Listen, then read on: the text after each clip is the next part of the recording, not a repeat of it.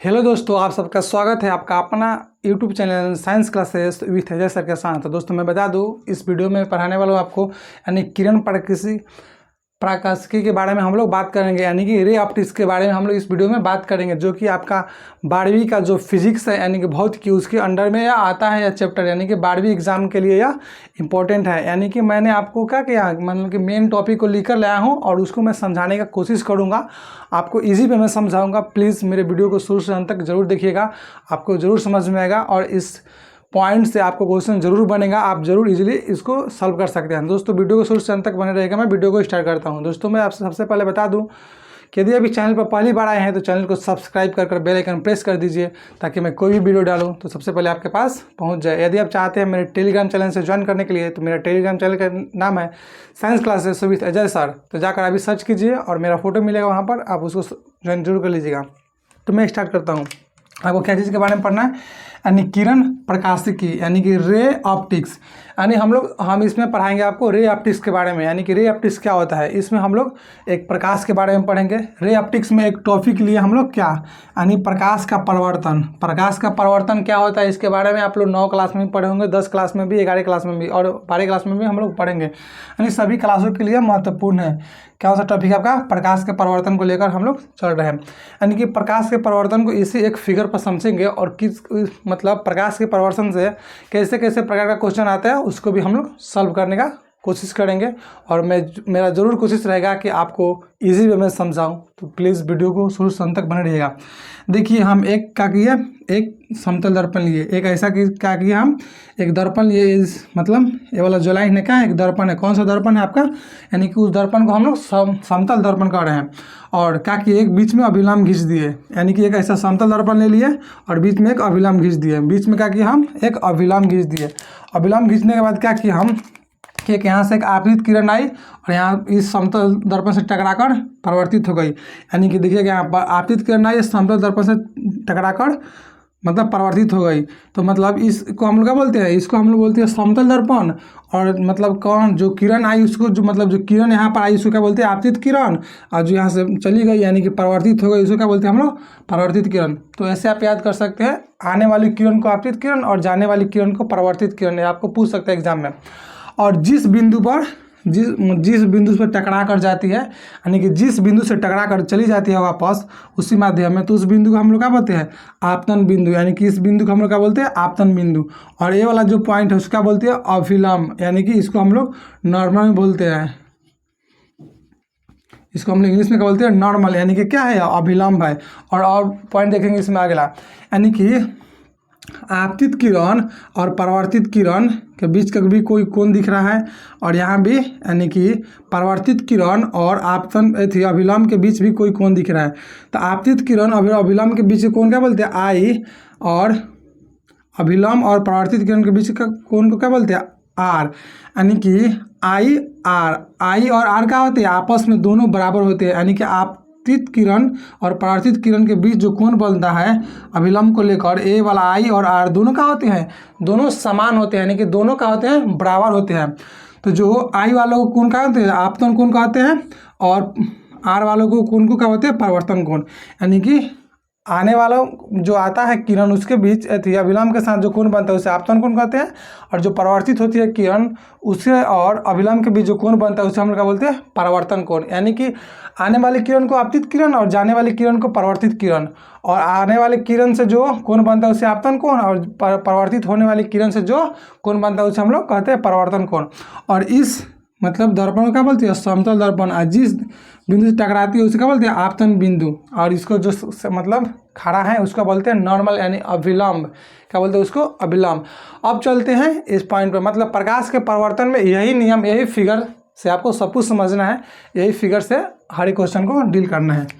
यानी क्या होता है प्रकाश के परिवर्तन, यानी आप यहाँ से देख सकते हैं प्रकाश के परिवर्तन का नियम। यानी प्रकाश के परिवर्तन में कितने नियम होते हैं, ये भी आपका क्वेश्चन आ सकता है, आता ही हर एक साल। यानी प्रकाश के परिवर्तन का कितना नियम होता है, यानी प्रकाश के परिवर्तन का कितना नियम होता है, 2।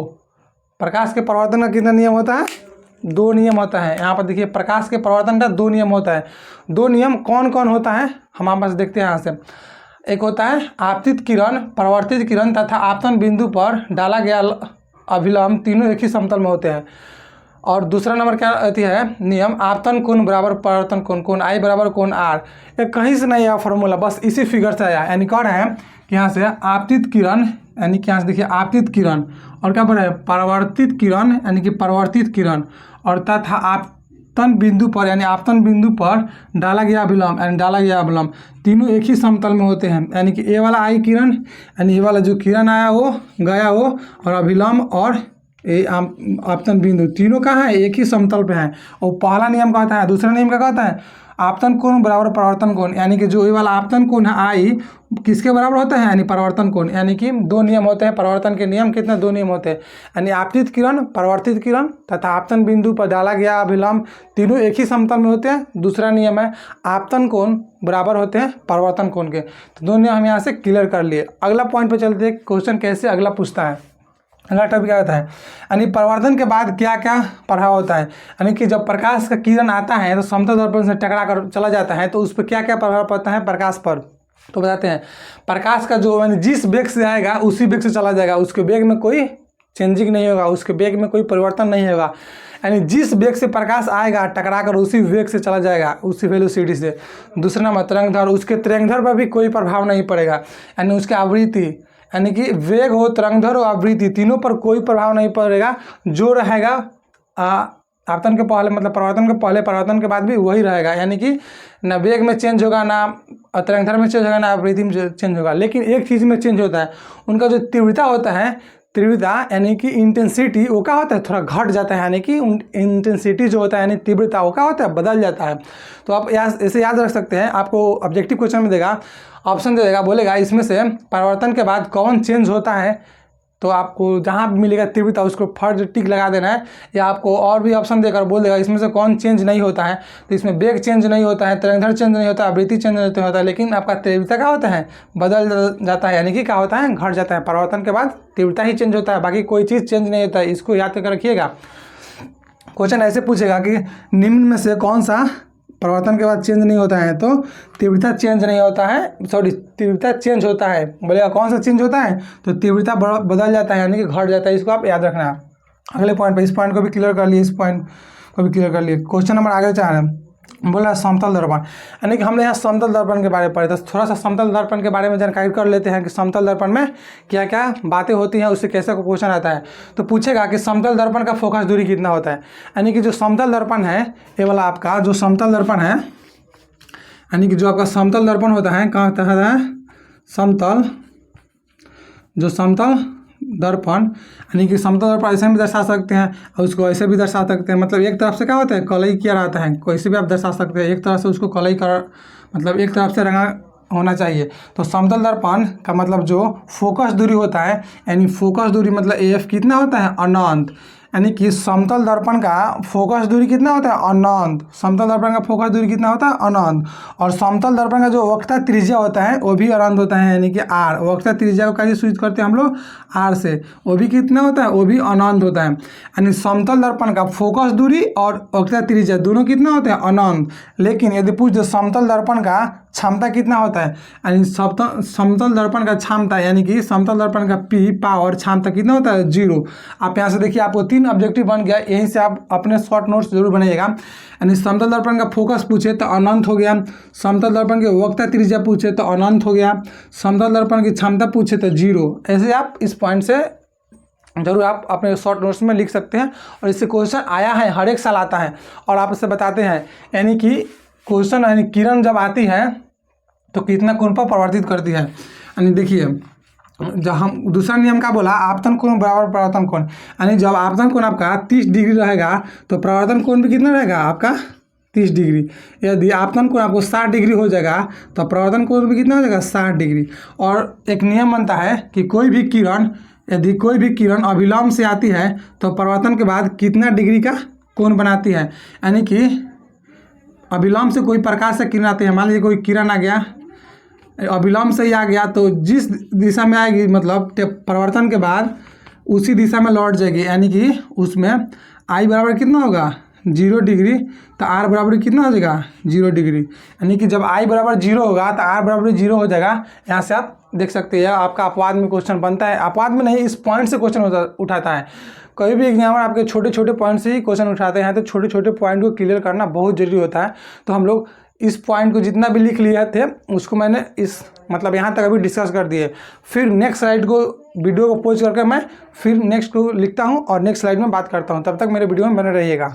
h/2 मतलब कि इसका हाइट कितना होना चाहिए, h/2। तो इसमें आपका पूरा का पूरा प्रतिबिंब बन जाएगा। कहने का मतलब यदि आपको 10 फीट का कोई वस्तु मिले, यानी कोई 10 फीट का वस्तु हो, तो आपको उसको पूरा प्रतिबिंब देखने के लिए आईना का ऊंचाई कितना होना चाहिए, 5 फीट, यानी कि पूरा का पूरा आधा होना चाहिए। यदि आईना का ऊंचाई आधा रहेगा तो उसका पूरा का पूरा प्रतिबिंब बन जाएगा। तो यहाँ से भी आप क्वेश्चन को यानी आप इस टॉपिक को नोट कर सकते हैं, अपने नोट्स में मेंशन कर सकते हैं। अगला आप अपने नोट्स में जरूर मेंशन कीजिए, क्योंकि यहाँ से क्वेश्चन जरूर एग्जाम में पूछता है और हर एक साल पूछता है। आप क्वेश्चन बैंक उठाकर देख लीजिएगा।